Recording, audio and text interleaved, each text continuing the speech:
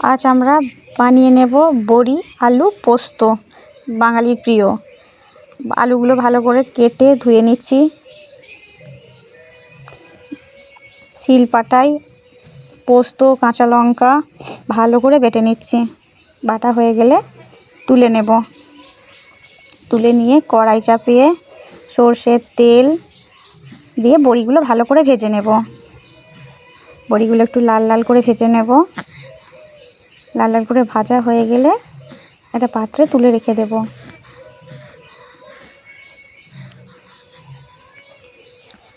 সেই তেলেই পাঁচফোড়ন, টমেটো দিয়ে দেব। নিরামিষ আলু পোস্ত। লাল লাল করে টমেটো পাঁচফোড়ন ভাজা হয়ে গেলে আলুগুলো দিয়ে দেব। ভালো করে একটু কষিয়ে নেব। কষিয়ে নিয়ে একটু নুন, সামান্য একটু হলুদ কালারের জন্য দিয়ে ভালো করে নাড়িয়ে নেব।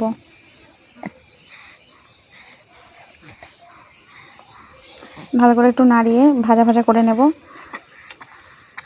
তারপরে জল নিয়ে এক বাটি সেদ্ধর জন্য জল দিয়ে দেব, যাতে আলুগুলো সেদ্ধ হয়ে যায়।